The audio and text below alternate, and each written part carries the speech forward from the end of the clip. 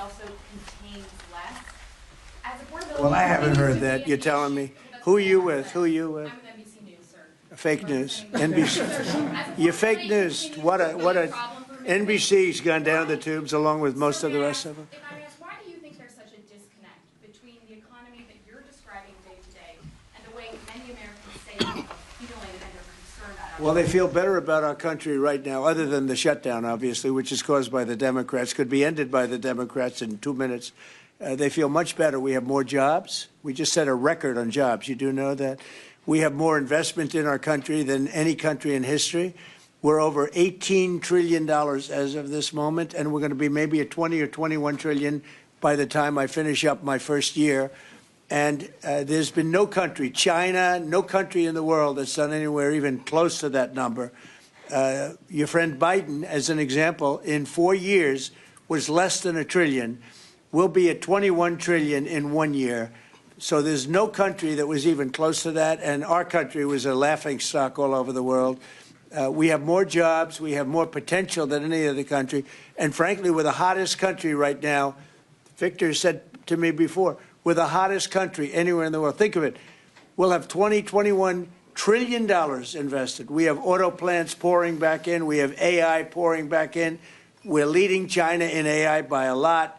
We're leading everybody in every category. There's no category that we're in second place. So I just heard this yesterday that Walmart said that the Thanksgiving was 25% more expensive under Biden. That's a big, to me, that's a big number, because Walmart's respected. I mean, Walmart is Walmart, and, you know, they're giving you prices. So that would mean that the whole series of pricing and costs, you know, the groceries and everything else, it was a con job. It was a con job. Affordability, they call it, was a con job by the Democrats. The Democrats are good at a few things: cheating on elections and conning people with facts that aren't true. It was 25%. Walmart just announced it 2 days ago. 25% cheaper this year, will be cheaper to have Thanksgiving than it was a year ago under Sleepy Joe Biden. You say that affordability is a con job, as you put it. Say it. You said affordability was a con job, and you didn't want to. You said last night you didn't want to talk about affordability. I talked about it. When did I not want to talk about it? I talk about it all the time. We are much better than Biden and all of them. Now, just so you understand, do you remember that the Biden administration had the highest inflation in 48 years, but most people say ever recorded? Do you remember that? Right? Do you remember it? Did they have the highest inflation in 48 years? Did they? Just answer me the question. You know the answer. The answer is yes. They had the worst inflation in 48 years. We have almost no inflation. We're down now to 2%, and we'll be at maybe 1%. You want to always stay above 1%, actually. You want a little tiny bit of inflation. We're at a perfect number. They were at the highest level in recorded history, okay? And when you talk about affordability, that one fact. Now, let's talk about the second biggest subject after inflation, energy. We're going to be at $2 gasoline. We're going to be approximately $2 very soon. We're a little bit above $2 right now for gasoline. Now, under Biden, it was $4.50. It even hit $5, but it was $4, $3.50. We're going to be at $2 a gallon. So gasoline's much less. Energy costs are less. When you have energy and when you have gasoline less, everything else follows. It's such a big category. So when you have lower energy prices, which I think you admit we do substantially, that means everything else. So we are the victors on affordability. But if I watched that election, which I was not much involved in, I didn't support Virginia, the candidate, didn't do a lot of support for the other candidates. They asked me about Cuomo, and I said, well, it's a question, do you want a thug or do you want a communist? I mean, that was my response. So I wasn't involved in that stuff too much. But I will say this, if you look at affordability, which they campaigned on, they lied because they talked about, oh, prices are up. No, prices are down under the Trump administration, and they're down substantially. Energy prices are down by 30, 35, 40%. Gasoline is way down. And the other big thing is inflation is way down. The biggest thing is inflation. The second biggest thing is energy. Energy is way down, and what's also down? Gasoline. Also, the biggest thing is inflation, and it's way down. We took over a mess, the highest inflation in recorded history. Some people would say 48 years. I'll take either one of them.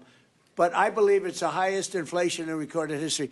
That alone makes it impossible for them to have done a good job affordability-wise. So one other thing. When I came into office, Victor, 2 days into office, they were screaming at me about the cost of eggs. I was there for 2 days. Eggs had quadrupled. And I said, listen, I just got here. Let me check it out. And they were right.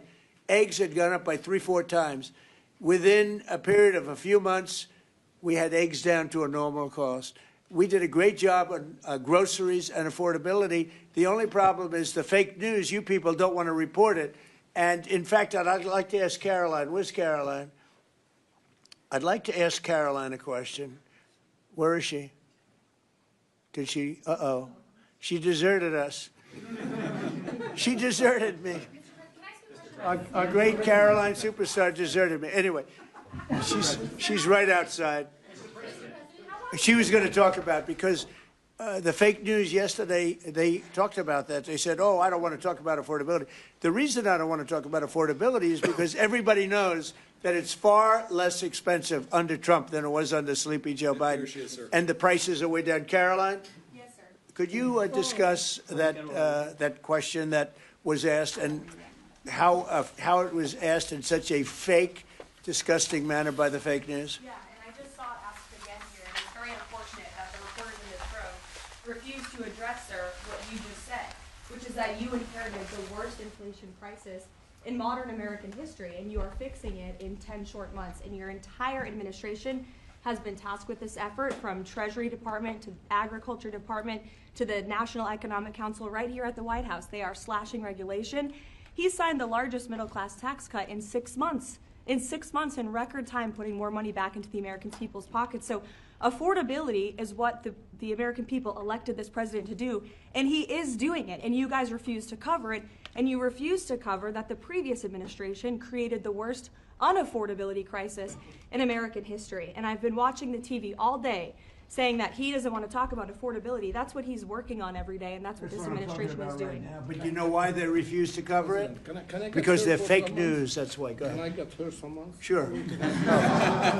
Caroline, the Prime Minister would like you to work for him in Hungary. Please consider. Please consider. You know what? That's a very good decision you just made. Please don't leave us, Caroline. Yeah, please. You spoke to Republican senators. They do not seem interested right now in getting rid of the filibuster. That's too bad. They're making a big mistake. That's right. No, but they're coming my way. You're right. Wait a minute. The way to do it for the Republicans is to terminate the filibuster. They call it the nuclear option. This is the second form of nuclear. Very good, very good. This is a good form. This is not a bad form. I would have been in favor of that a long time ago. But you know the Democrats are going to do that. And most of you will admit the Democrats are going to do that. So why aren't we doing it? And I think only a foolish person would be against that, especially when you realize that these are crazed people. These people are absolutely crazed, Trump derangement syndrome, whatever it may be. And I am totally in favor of terminating the filibuster, and we would be back to work within 10 minutes after that vote took place, and lots of other good things would happen. And it doesn't make any sense that a Republican would not want to do that. If they're not going to do that, then it seems like you'd have to make a deal with Democrats to end the shutdown. Here's some of the things that we'd pass if we terminated the filibuster. Voter ID, no mail-in voting, no cash bail, no men and women's sports, no welfare for illegals. You could go on and on. This is 2 pages of things we'd do if you did that.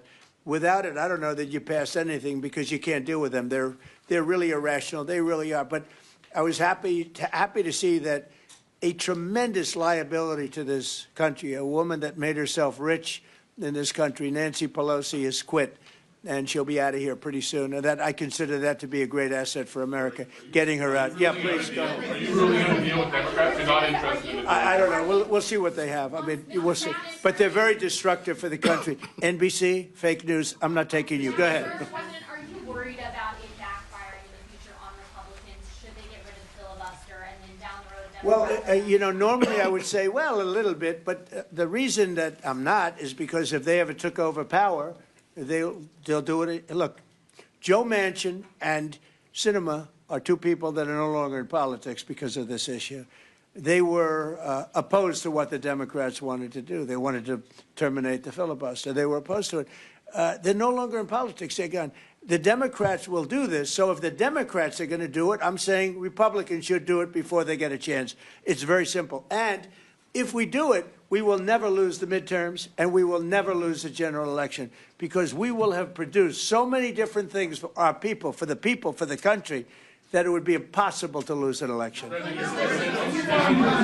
bubble. Are you worried about an AI bubble? No, I love AI. I think it's going to be very helpful. So many things are happening with it, and in addition to which,